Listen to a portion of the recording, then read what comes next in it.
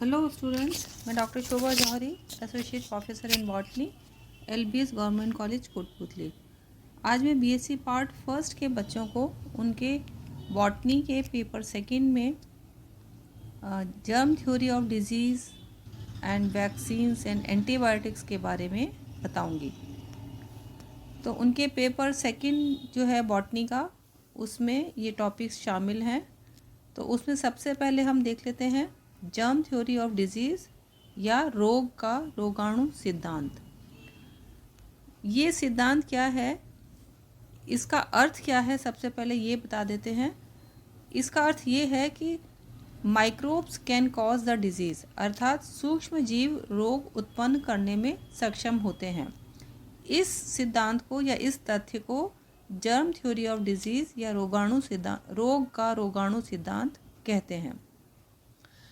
इस सिद्धांत की स्थापना से माइक्रोबायोलॉजी एंड मेडिसिन के फील्ड में बहुत ही नई आयाम स्थापित हुए और बहुत सी बीमारियों को रोकथाम करने के लिए इन जर्म थ्योरी को बहुत ही बल मिला, या इसके आधार पर रोकथाम के उपाय खोजने में मदद मिली। पाश्चर एवं रॉबर्ट कोख को राष्ट्रीय पुरस्कार भी मिले और 19वीं सेंचुरी और उससे पहले एडवर्ड जेनर ने स्मॉल पॉक्स से बचाव के लिए जो वैक्सीन की खोज कर ली थी। तो 19वीं सेंचुरी के 6th डिकेड में जोसेफ लिस्टर ने सबसे पहले स्टरलाइज शल्य चिकित्सा या सर्जरी की अवधारणा को प्रतिपादित किया। प्राणियों एवं पौधों में होने वाले रोगों के कारकों की पहचान का कार्य भी इस डिकेड तक आरंभ हो चुका था और इस दिशा में सबसे पहले कुछ कवक वंशों की पहचान इन्फेक्शन एजेंट के रूप में की गई और साइंटिस्ट एगोस्टिनो बेस्सी ने 1836 में यह प्रदर्शित किया कि एक फंगस से कई सिल्क वर्म में रोग उत्पन्न होता है। दूसरी तरफ रोगाणुकारी के रूप में जीवाणुओं की प्रमुख भूमिका का सर्वप्रथम निर्धारण रॉबर्ट कॉख ने 1876 में एंथ्रेक्स बैक्टीरिया नामक रोग के उदाहरण में किया था। कॉख ने सबसे पहले ये बताया कि पशुओं में खुरपका या एंथ्रेक्स नामक रोग एक स्पोर प्रोड्यूस करने वाले बैक्टीरिया बेसिलस एंथ्रेसिस के इन्फेक्शन के कारण होता है।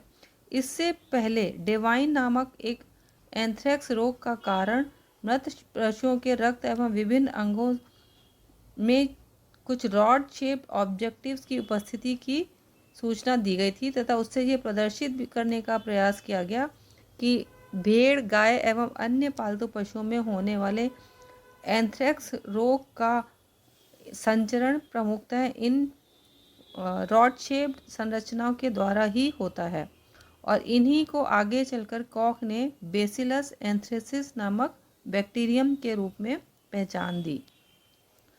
कॉख ने इन रॉड शेप्ड संरचनाओं को संवर्धन भी किया, अर्थात उसको कल्चर किया और ये पाया कि इन ऑब्जेक्टिव्स का मल्टीप्लिकेशन बहुत ही शीघ्र गति से होता है, जिससे कि इन पशुओं में इन रॉड शेप्ड स्ट्रक्चर का इनॉकुलेशन करके और उसको टेस्ट किया गया तो उन सभी पशुओं में ये रोग फैल गया। तो उससे ये सिद्ध हो गया कि ये जो रॉड शेप्ड स्ट्रक्चर्स थे यही एंथ्रेक्स नाम की बीमारी का कारण थे और इसी के कारण ही कॉख के रोगाणु सिद्धांत के क्राइटेरिया को निर्धारित किया गया। कॉख द्वारा इन मानदंडों का उपयोग करने के कारण इनको कॉख के पोस्टुलेट्स कहा जाता है। ये जो कॉख पोस्टुलेट हैं, ये देखिए इनके 4 मुख्य सिद्धांत हैं। इसमें पहला है सभी रोगी सजीवों में संभावित रोगकारी इकाइयों या सस्पेक्टेड ऑर्गेनिजम्स की पहचान तथा स्वस्थ जीवों में इस रोगकारी प्रजाति की अनुपस्थिति को प्रमाणित करना। अर्थात इसको करते कैसे हैं, ये स्टेप्स दिए गए हैं। दूसरा है प्योर कल्चर में रोगकारी प्रजाति को आइसोलेट करना। फिर थर्ड स्टेप आता है आइसोलेट प्रजाति के जीवों द्वारा उपयुक्त परीक्षण के दौरान पशुओं में रोग उत्पन्न करने की क्षमता का पाया जाना। और फिर फोर्थ स्टेप आता है रोगी पशुओं के शरीर में रोगकारी प्रजाति को पुनः रीआइसोलेट करना। तो कॉक्स पोस्टुलेट को प्रतिपादित करने के लिए ये 4 स्टेप्स किए जाते हैं। सूक्ष्म जीवों के अध्ययन हेतु सशक्त एवं सुव्यवस्थित प्रक्रिया की परिपालना 1879 से 1889 के बीच आरंभ हुई थी।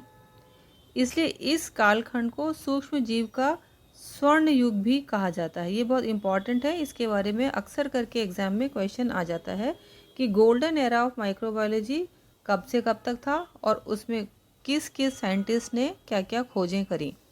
तो देखिए इस दौरान अनेक जर्मन माइक्रोबायोलॉजिस्ट ने ट्यूबरकस बैसिलस के अलावा cholera, vibrio, typhoid bacillus, diphtheria bacillus, pneumococcus, staphylococcus, streptococcus, meningococcus, gonococcus एवं टेटनस बैसिलस इत्यादि बैक्टीरिया की खोज करी। इसके अलावा वायरस की खोज भी विभिन्न रोगों को उत्पन्न करने की क्षमता का निर्धारण भी का कार्य भी आरंभ हो चुका था, जब पाश्चर के एक सहयोगी चार्ल्स चैम्बरलेन ने सन 1884 में पोर्सिलिन बैक्टीरिया फिल्टर का निर्माण किया। सर्वप्रथम रूसी वैज्ञानिक इवानोव्स्की 1882 एवं हॉलैंड के वैज्ञानिक बेजेरिंक द्वारा प्रथम फिल्ट्रेबल वायरस या टोबैको मोज़ैक वायरस की खोज एवं पहचान की गई। वहीं दूसरी ओर लॉफर एवं फ्रेश द्वारा पालतू पशुओं के खुरपका एवं मुंह पका रोग के लिए उत्तरदायी फिल्ट्रेबल वायरस की खोज की। इसके साथ ही यूनाइटेड स्टेट्स सेना आयोग के शोधकर्ताओं द्वारा मनुष्य में येलो फीवर उत्पन्न करने वाले वायरस की जानकारी दी।